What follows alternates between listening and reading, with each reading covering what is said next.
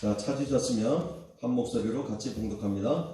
그들이 예루살렘에 들어가니라. 예수께서 성전에 들어가서 성전 안에서 매매하는 자들을 내쫓으시며 돈 바꾸는 자들의 상과 비둘기 파는 자들의 의자를 둘러 엎으시며 아무나 물건을 가지고 성전 안으로 지나다님을 허락하지 아니하시고 이에 가르쳐 이르시되 기록된 바 내 집은 만민이 기도하는 집이라 칭함을 받으리라 하지 아니하였느냐. 너희는 강도의 소굴을 만들었다 하시매 대제사장들과 서기관들이 듣고 예수를 어떻게 죽일까 하고 꾀하니 이는 우리가 다 그의 교훈을 놀랍게 여김으로 그를 두려워하밀러라. 아멘.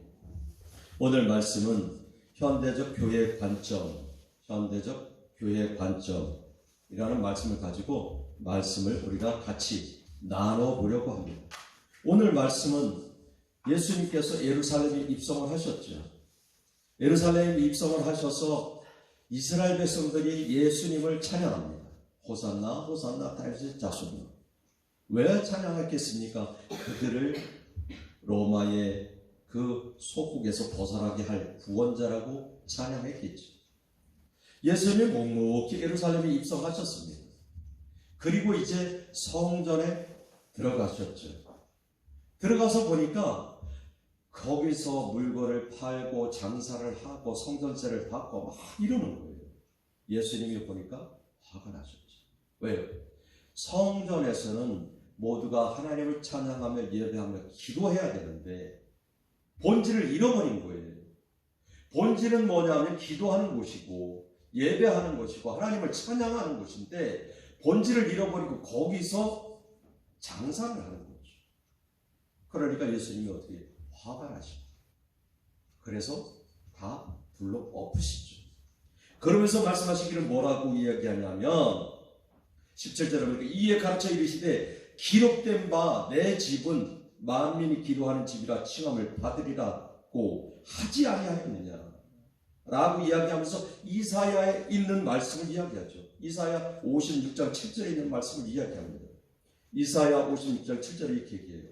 내가 곧 그들을 나의 성산으로 인도하여 기도하는 내 집에서 그들을 기쁘게 할 것이며 기도하는 내 집에서 그들을 기쁘게 할 것이며 그들의 번제와 희생을 나의 제단에서 기꺼이 받게 되리니 이는 내 집은 만민이 기도하는 집이라 일컬음이 될 것이라. 이렇게 이사야 선지자를 통해서 하나님은 말씀하셨죠. 그 말씀을 지금 예수님이 똑같이 얘기하십니다. 기가 막히죠. 예수님은 지금 33살입니다. 그렇죠? 그런데 지금 500년, 600년 전에 일어났던 이사야 선지자의 말씀 이야기하고 있죠. 그러니까 하나님의 아들인 거죠. 그럼에도 불구하고 깨닫지 못합니다. 유대인들은 율법학자들은 구약을 달달 외우고 있는데도 깨닫지 못하는 거죠.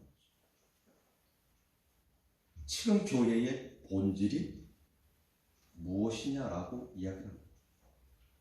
지금 우리는 이 시대의 교회를 한번 돌아봤으면 좋겠습니다. 우리가 생각하는 교회는 어떤 곳입니까?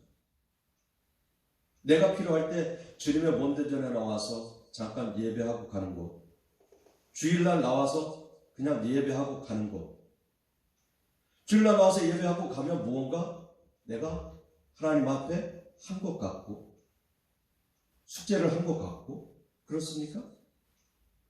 그러면 교회에 대한 생각을 잘못하죠. 교회는 만민이 기도하는 집이라고 얘기했죠. 교회는 우리가 하나님을 찬양하며 예배하며 기도해야 되는 것입니다. 교회에 나올 때는 하나님과 온전한 교제를 이루기 위해서 나와야 되죠. 하나님의 기쁨이 되기 위해서 나와야 돼요. 그 옮겨지는 발걸음이 하나님께서 역사하신 거죠.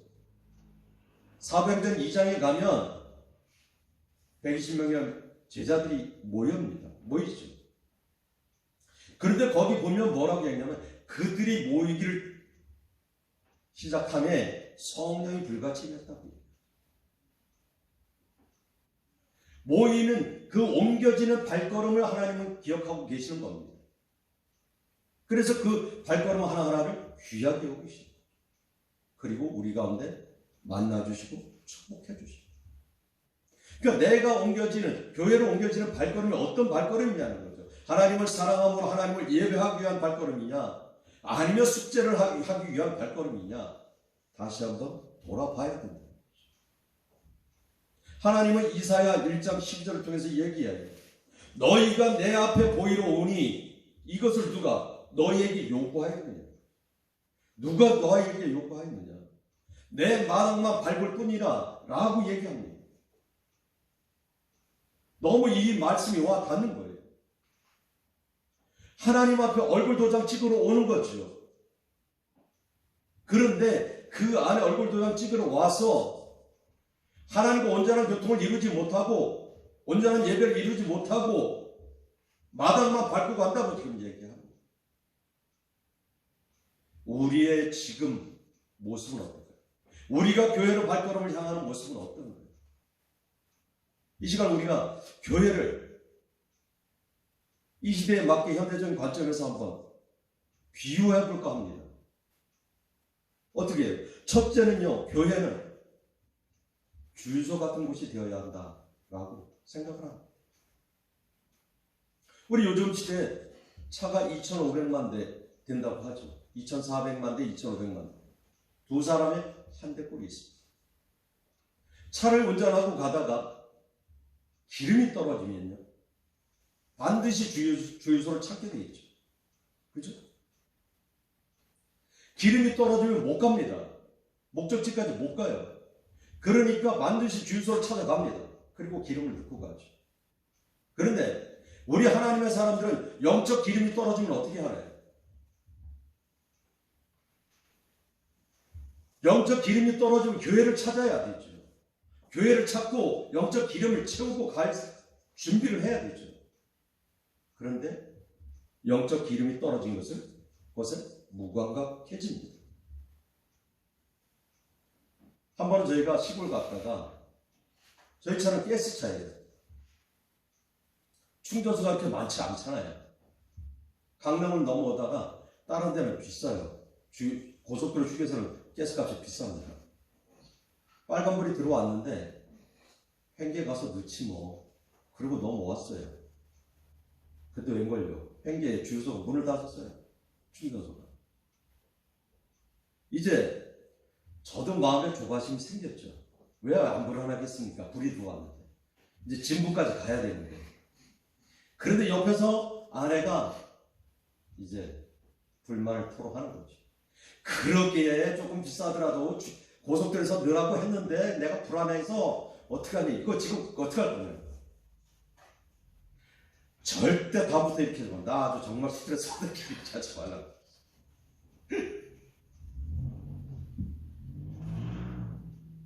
우리는 기름이 떨어지면 이렇게 불안해서 정말 몸부림을 치죠. 숨이 할당할당 넘어갑니다. 저는 차를 빨리 가지도 못하고 천천히 기름 따를까봐 천천히 가죠. 우리 안에 영적 기름이 떨어지면 어떻게 하나요? 불안한 마음 드나요? 영적 기름이 떨어지면 불안한 마음 들어요? 원사님 할렐루야. 영적 기름이 떨어지면 불안한 마음이 들어야 되죠. 초조한 마음이 들어야 되죠. 그리고 어디로 달려가요? 주유소로 달려가야죠. 교회로 달려가야죠. 그리고 하나님을 찬양하고 예배해야 되죠. 기도해야 됩니다. 이것이 우리의 삶이 되어져야 됩니다. 두 번째는요, 교회는요, 배터리 가게나 충전소 같은 곳이 되어야 되죠. 자동차에 제가 자꾸 비유를 해서 이야기를 합니다. 자동차는요, 배터리가 나가면요, 시동이 안 걸려요. 그건 알는 것이죠. 이 시동을 딱 거는데도 부룩부룩 하죠. 그러면 배터리 문제입니다. 배터리가 없으면 불도 안 켜지고요, 시동도 안 걸려요. 그러면 차를 출발할 수가 없죠. 그렇죠? 우리가 이 영적으로 배터리가 충전되지 않으면 기도를 할 수 없어요. 기도하고 싶은 마음은 있어요. 그런데 발걸음이 옮겨지지 않는 거예요. 그죠? 마음속으로 생각하죠. 기도해야지. 성경책 읽어야지. 그런데 이것이 옮겨지지가 않는 거죠. 기도를 매일 한두 시간씩 하는 분은요, 기도 자리에 앉으면 그냥 줄줄줄줄줄줄 나와요. 근데 기도를 안 하면요, 그렇게 기도를 하다가도요, 기도를 2, 3일만 딱 쉬면요, 10분, 20분만 하면 할 말이 없어요. 뭘 기도를 해야 될지 모르겠죠. 아닙니까? 저만 그런 건 아니죠. 그러니까 배터리가 충전이 안 되는 거예요. 완전히 방전되면 갈아야 돼요, 배터리. 어중간히 방전이 되면요, 자동차를 운전을 해서 가면 자동 충전이 됩니다. 근데 완전히 방전이 되면요, 배터리 교체를 해야 돼요. 영적인 문제도 마찬가지예요. 어중간히 방전됐을 때 주님의 전에 나와서 배터리 충전을 하려고 노력해야죠. 그런데 이게 바닥을 딱 찍으면요, 교체를 해야 되는데 우리가 이 교체를 하면 어떻게 해야 되겠어요? 그러니까 우리는 지금 그 상태를 한번 돌이켜봐야 돼요. 그래서 예수님이 뭐라고 얘기하는지 아십니까? 누가복음 21장 36절에서 너희는 장차 올 이 모든 일을 능히 피하고 인자 앞에 서도록 항상 기도하며 깨어 있으라 하십니다. 예수님의 말씀이죠. 거기에 더해서 바울은 골로새서 4장 2절에서 뭐라고 얘기하냐면 기도를 계속하고 기도에 감사함으로 깨어 있으라. 깨어 있어야 되는 거예요. 그렇지 않으면 원수 마귀가 들어와서 우리를 점령해가죠. 그러면 배터리가 완전히 방전되고 우리는 원수 마귀가 이끄는 대로 갈 수밖에 없어요. 배터리가 완전히 방전되면 어떻게 해요? 레카차가 와서 끌고 가거든요. 요즘 세상이 좋아서 레카차가 가져와서 끼워줘요. 끌려간다니까요. 아니, 가져와서 끼워주면 뭘 끼워주겠냐고요. 원수마귀가 와서 지 거 갖다 넣고 아래 거 빼간다니까요. 그러니까 우리가 어떻게 해요? 방전되기 전에 깨어 기도해야 합니다. 아멘입니까? 세 번째는요, 교회는요, 세차장 같은 곳이 돼요. 우리는요, 하나님의 다 자녀지만 원수 마귀가 주관하는 세상 가운데서 살아갑니다. 그래서 죄를 짓고 싶지 않아도 나도 모르게 짓는 죄가 너무 많아요. 눈으로 지은 죄도 있고요, 생각으로 지은 죄도 있고요, 입술로 지은 죄도 있고요. 너무 많죠. 그런데 그 죄를 깨끗하게 씻어내야지. 그 죄를 깨끗하게 씻어내기 위해서는 날마다 주님 앞에 나와 자복하고 회개해야 돼요. 그것이 죄를 씻는 겁니다. 그래서 레위기 20장 7절에서 뭐라고 얘기하냐면 너희는 스스로 깨끗하게 하여 거룩할지어다 이렇게 얘기해요. 나는 너희 하나님 여호와입니다. 하나님 친히 얘기하신 거예요. 너희는 스스로 깨끗하게 하여 거룩할지어다. 성결한 모습이 되라는 거죠. 깨끗하게 하라는 거예요. 하나님이 직접 이야기를 하시고 잠언 30장 12절은 뭐라고 얘기합니까? 스스로 깨끗한 자로 여기면서도 자기의 더러운 것을 씻지 아니하는 무리가 있는 거예요. 우리는 스스로 죄 없다고 생각하죠. 깨끗하다고 생각해요. 그러면서도 그 안에 그 더러움을 씻지 않는 무리가 있다고 잠언 기자는 이야기합니다. 우리가 너무 잘 알죠? 하나님이 모세를 부를 때 떨거나 말해서 내 신발을 벗으라고 그랬어요. 왜요? 모세는 세상에 더러운 걸 밟고 다녔기 때문에 그 더러운 것을 벗어내라는 거죠. 내가 있는 곳은 거룩한 곳이다. 신발을 벗으라고. 출애굽기 3장 5절 이렇게 봅니다. 하나님이 이르시되 이리로 가까이 오지 말라. 내가 선 곳은 거룩한 땅이니 내 발에서 신발을 벗으라. 우리 신약 성경에서 한번 더 볼까요? 요한복음 13장에 가면 예수님이 최후의 만찬을 하면서 제자들의 발을 씻기죠. 그때 베드로가 뭐라고 해요? 주님이셔 내 발을 씻고 어떻게 내 발을 씻기시려고 합니까? 그때 예수님이 뭐라고 얘기합니까? 요한복음 13장 8절 베드로가 이르되 내 발을 절대로 씻지 못하시리다 라고 하니까 예수께서 대답하시되 내가 너를 씻어주지 아니하면 내가 나와 상관없다. 그 발로 밟고 다닌 더러움의 죄악을 씻어내주지 않으면 하나님과의 관계가 없다는 거예요. 그러니까 우리는 날마다 죄를 자복하고 회개하며 깨끗이 씻어내야 되죠. 그곳이 어디냐? 교회입니다. 교회 나와서 회개해야 되죠. 우리는 교회를 예배당이라고 또 이야기를 하죠.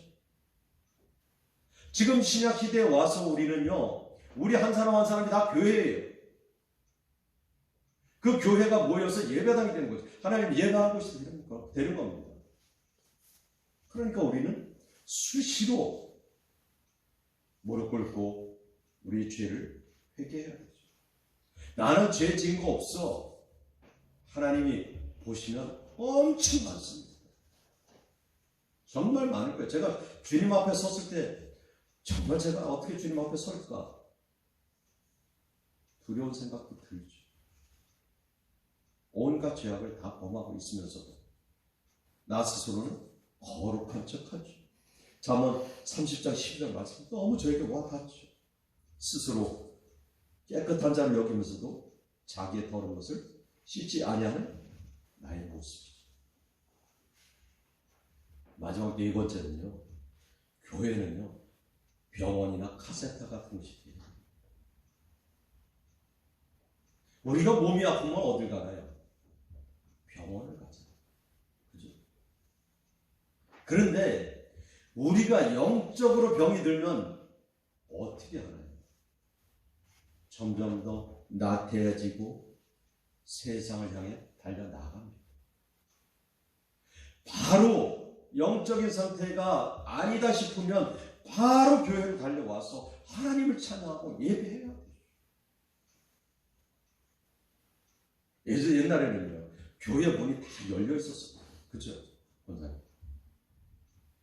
그래서 저도 시골교회 교회를 안 다녀도 한두 번 갔었어요. 실연당했을 때 너무 힘들어서 정말 죽을 것 같아서 교회 가는데 문 열려 있잖아요. 앞에 가서 하나님이 계시면 말입니다. 저 좀 기억해 주시고요. 이것 좀 어떻게 해결 좀 해봐 주십시오. 이거 나 죽을 것 같아요. 그래 본 적도 있어요. 그래서 지금 하나님의 종으로 세웠는지도 모르겠어요. 그렇게 믿지 않는 자들이 주님의 전에 찾아와서 기도하기도 하죠. 왜요? 그들도 느낍니다. 하나님이 계십니다. 그래서 주님의 본전에 나와서 자신의 고민을 토로하기도 합니다. 교회는 이런 곳이에요. 우리 영혼이 상처가 있고 영이 병들었으면 바로 교회 나와서 하나님을 예배하며 찬양하며 찬송합니다. 교회에서 안 되면 어디로? 기도원으로 가십시오. 기도원 가서요, 금식하며 기도하십시오. 그리고 영이 회복되게 노력해야죠. 생각만 가지고 있으면 안 돼요. 그래서 저는 이것을 교회는 병원 같은 곳, 카센터 같은 곳이라고 이야기를 하는 겁니다. 차가 고장나면 바로 카센터가 고쳐야 가잖아요.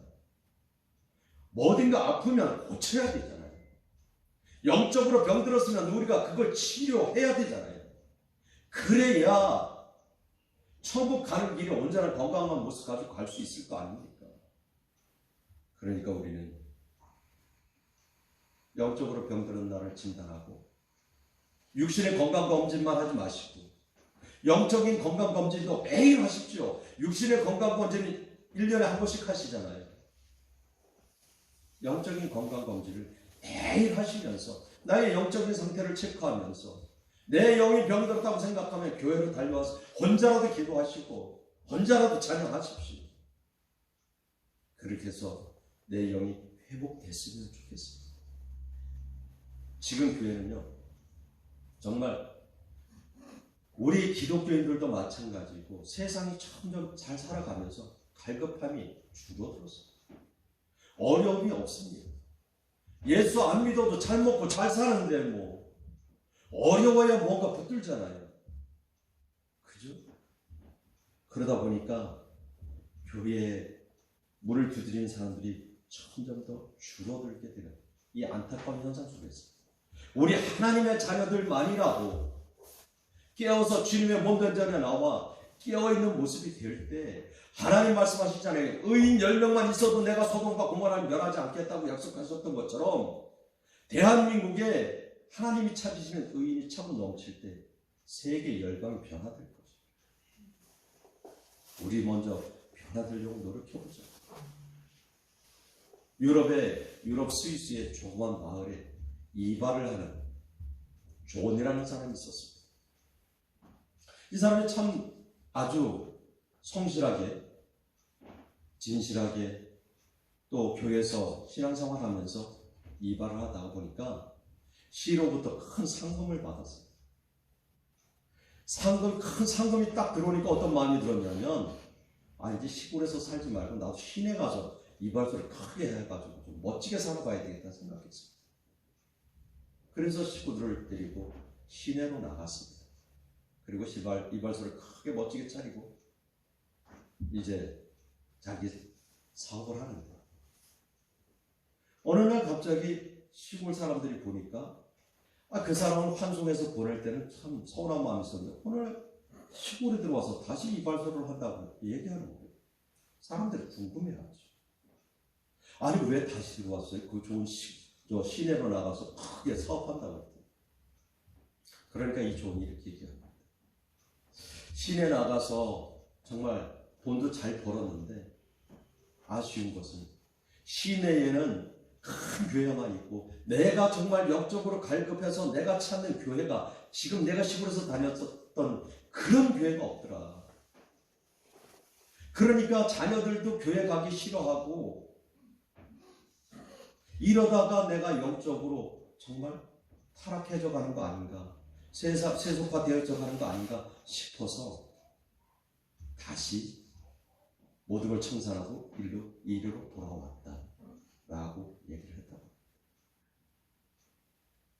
우리 지금의 교회는 건물만 멋지게 서 있는 교회가 아닌지 다시 한번 돌아보면서 그렇다면 우리라도 깨워서 기도하며 정말 주유소 같은, 배터리 충전소 같은, 세차장 같은, 병원 같은 곳에서 우리 영을 치유하고 고치고 수리해서 천국 가는 날까지 건강한 육신 가지고 건강한 영의 상태를 가지고 하나님의 나라에 임하기를 예수의 이름으로 축복합니다. 아멘.